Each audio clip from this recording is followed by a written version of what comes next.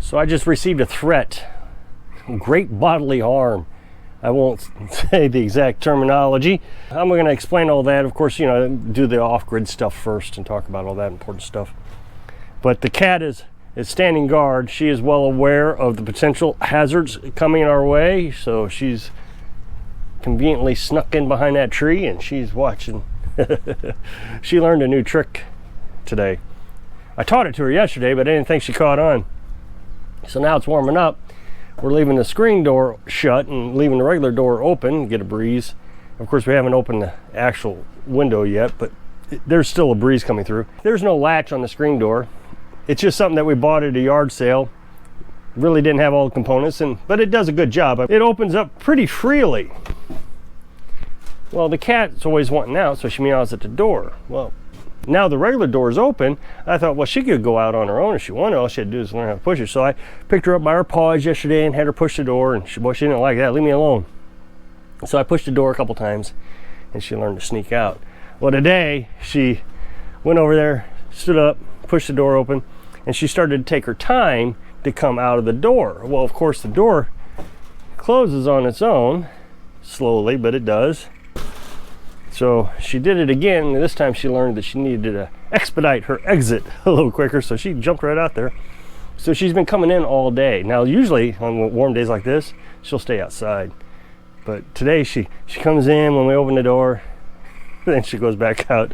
So she's having fun with it. We treated her for ticks and fleas, that stuff you put in the back of the neck. She had a tick on her hind side. I couldn't believe it. I'd never seen a tick there before. And I didn't really want to pick at it, so we went ahead and put that medicine on it. It backed itself out. So we got a serious threat of storms coming this afternoon. It's probably the worst prediction that I've seen since we've been here. So I'm kind of concerned. They're talking about baseball-size hail. I haven't seen baseball-size hail since I was a kid. Well, I'll take that back. Actually, I had. It wasn't a lot. There was just a few that fell. But the truck was brand new at the time. I just recalled that. I've been sitting here rehearsing this video for a good portion of the morning, and I just remembered. Let's see if we can see that. Yeah, I can see it right there. This is a limb that fell one time, but right there was a hail. That was probably a baseball-sized piece of hail. But when I was a kid, my mom and dad owned a bakery in a shopping center mall, strip mall, I think is what they call them. Had a grocery store and a laundromat and a Dollar General. And they had a bakery, pharmacy next to us. And we were in the bakery, and that hail started falling, and it was just, you couldn't see. It was so thick. At least this is my memory. And what I remember was that big pane of glass on the front of the bakery. I'm sitting in the dining area, and that hail was bouncing up and hitting that pane of glass, and I just kept thinking, that's gonna break, that's gonna break. Of course, I was under the age of 10. I think mom and dad owned that bakery when I was 6 to 10 years old. So it's been a long time since I've seen a hail storm like that. So I've been trying to figure out what to do. Of course, we got a lot of things I got to try to protect around here. I guess a lot of people do, but truck is fully insured. It's the only thing we insure. And my philosophy is if I can't afford to replace it, then I'm going to insure it. Well, I can't afford to replace if I hurt somebody, or this truck, it's still got a good value to it. So I'd rather not have to replace it either if I ever wreck it. So I keep full insurance on it, full coverage. I think it's under $100 a month now, so it's not so terribly bad. But if it gets hail damage, I still got to pay that $500 deductible, which I don't want to pay. So I figured at least cover the window. I have replaced car parts before. I hit a deer one time on a Chevy Cavalier, and I damaged the hood and the fender. Now, I worked with it was actually my first wife's father was an auto body guy. He owned his own auto body shop. So I went over there a lot and helped him out. He paid me money for it. He offered to paint my truck as long as I went over and learned how to do it. So I went over there after work every day, did what he told me to do. Wrecked my car, hit a deer. The insurance paid $500 deductible. We bought all the parts off eBay, I think it was. I was able to sand it, paint it, and then install all those parts. We ended up saving a bunch of money off of that, so we got to keep the money that was left over. Now, the roof I wouldn't be able to do much about. You can buy those suction cups, you can pull the dents out that way. but with the fenders and the hood, I would have to do the same thing. So hopefully the trees above the truck will protect it a little bit. We'll see. Then of course, I got the solar panels. So I'm gonna come down here. The generator is gonna be a little bit loud, but I am running the generator today. Not that I need to. I mean, it's a little cloudy, but it just turned cloudy just a few minutes ago before I started the camera. But I thought I'd run the generator today at 10 amps. So the battery charger's at 10 amps. I should rephrase that. It's just how we talk around here. Yo, turn on the generator, 10 amps. What it is the generator runs the battery charger. The battery charger has 3 different settings. It's just a car charger, something you buy at Walmart. It's got 2 amps, 10 amps, 25 amps. When the battery is fully discharged in the morning when I get up, and I know it's gonna be cloudy, I'll run it at 25 amps. That way it quickly charges the battery. When the battery's already charged like this, if you just wanna maintain the charge, I run it at 10 amps. So like on days that we buy groceries, I gotta run the freezer overnight, it stays on all night.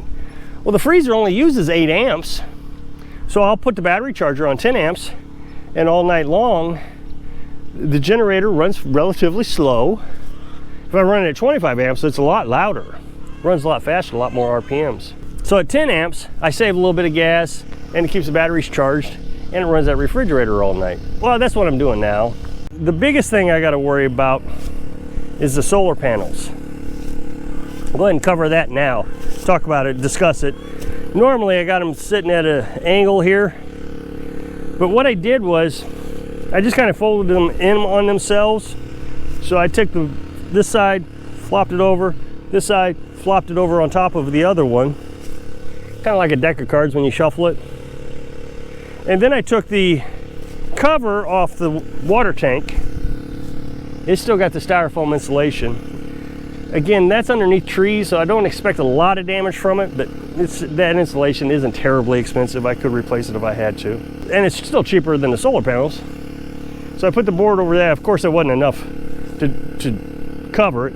So I have pieces of metal and concrete blocks, and I'm just gonna cover it up. That way it'll protect it from getting smashed up. Now, had I just left it exposed, I showed you earlier that we had a windstorm that knocked the solar panel over and it landed on a rock. The glass, there's a glass covering. So what you have is you got the solar cells. Those are blue. So use your memory on my solar panels. The blue solar cells are very fragile. I actually, years ago, tried to assemble a solar panel in my living room. And I bought these cells, and they were so fragile that you pick them up and they would break. You try to solder them, they would break. I really needed a better setup. And of course, I didn't know what I was getting myself into when I bought them. So I gave up that project, but those are very fragile, those blue cells. So they put a piece of glass over it. Now, I've always been told that was plexiglass, but the other day that flipped over and it just crinkled all the glass. It's still usable, it didn't break the solar cells or anything. And the sun's still getting through, and it's actually producing the correct amount of amps. I tested all the solar panels the other day, and they produce like 5.6 amps each, and it's producing 5.6 amps. So it didn't hurt it, it just looks cracked. Now imagine if they were on a fixture off the ground, like everybody wants me to do, they would just be exposed. There wouldn't be much I could do. I'd have to buy something very fancy. Speaking of that, I've talked about this before, hail damage, and everybody wants me to buy something. Oh, you need to buy, sheetings and all kinds of things. A lot of times they want me to buy things that sounds to me like it's a permanent fixture that would literally block the sun. So I don't even know why we'd have them. So this, although I realize looks tacky and the whole world thinks I need to do a better job and keep the place cleaner, imagine the money that I just saved by simply throwing over a piece of plywood, a few bricks, run the generator. Now people are gonna say, boy, that's pretty expensive having to run that generator. And they say it all the time. I wouldn't run a generator if I were you. I would rather run a generator and use a gallon of gas today. The gas price is going up, admittedly. It's $3.49. So I'll spend $3.49 on a gallon of gas, or $80 a piece for solar panels. Once they get all busted up from the hail damage, that's $800. Let's think about this.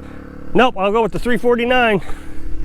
I don't understand some people and how they think about money. They would rather spend $1 million to save $5. It's just crazy. Now, I am worried about a few things here. Like the truck I showed you, I had the window covered. I took the door off the old truck camper to cover the truck window. I know the truck camper's starting to fall apart. It's several years old now. It's done a great job. Everybody told me it wouldn't last one bird strike. We had it on the back of the truck. We built this one, the camper burned down. They said it wouldn't last one bird strike, but it's still sitting here. It's showing its age, don't get me wrong. It wasn't designed to last forever, but it's still hanging in there. But if hail damage comes through that roof, I'm not too worried about it. I got a tarp on top of it.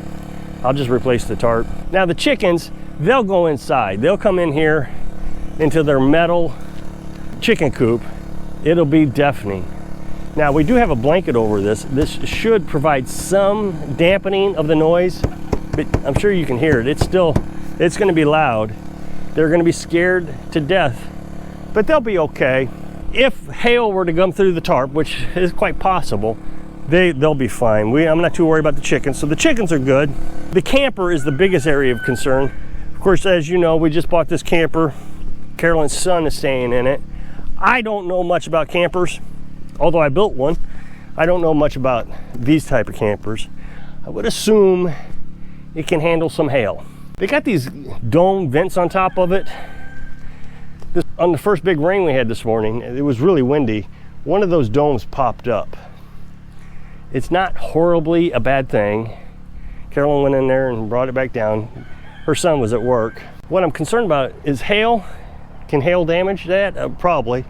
So if that's gonna happen, then I'll just get some sort of plastic, maybe even a plastic bag or plastic sheets, and I'll just put it around it. I'm not gonna make a huge expense out of this. They got a vent on the other side. You might see that blue up there on top of the roof. I got bricks on top of it. That's just a plastic sheet also. It's a vent, completely exposed. I guess there's supposed to be a covering over it, but it broke off. So if hail hits that, I think what I'll do is I'll just go up there with pieces of metal sheeting and silicone it down, maybe tar it, get some roofing tar. I mean, it doesn't have to be fancy. It just has to be waterproof. We intend to paint it this summer. There's no leaks in it. We'll paint it this summer to keep it that way. A couple areas I am concerned about, but I'm not that worried about. I guess the best way to put it, I'm not really sure how to explain it. So this is kind of fragile. It is actual roofing material. They actually sell it in the roofing department at Home Depot. When we brought the camper down here, the guy that brought it down hit this. I had it all the way over to the side, but he hit it anyways. He dragged up against it and it broke this. So that tells me it's fairly fragile. It didn't take a lot of beating before it broke. That's okay. I bought this silicone. It kind of matches in color, sort of. And I just put it around the cracks. That's what I'll continue to do. These things are $8 a sheet. It's not that expensive. But that silicone will cover this whole thing, I'm sure. I've got 2 tubes of it. It's acrylic caulk with silicone, Loctite. I've got another tube around here. But I'm not, again, overly worried about it. If it comes down, it will just crack it, I would imagine. I don't think it'll bust it all the way through, just make cracks in it. And then we have the roof on the porch also. Not near as worried about this as I am the well, because it is covered by trees. Now, we've had a couple spots that have broke. Not really sure what broke them. Might have been limbs, could have been limbs. So I silicone that. So we got that there, and one right here. And then we have the house roof, and I'm not worried about the house roof at all. It may get dented up, so be it, but that's a metal roof. It seems unlikely to me that anything's really going to damage that to the point where I got to worry about it. Of course, now the cover is off the water tank, so that styrofoam may get beat up. I'd rather keep the tank itself covered. I don't think anything could break that tank, but just in case. Again, covered by trees, so it's not a huge issue. My thinking was, if it starts hailing, I was going to come out here and cover up those solar panels. But then I decided I was going to go ahead and run the generator and get it all pre-staged so I don't have to do anything while it's raining and risk getting pelted by hail. So Carolyn says, here you try to defend yourself all the time, and now you're going to go out here and cause yourself great bodily harm when there's a real risk of danger. So I just received a threat of great bodily harm.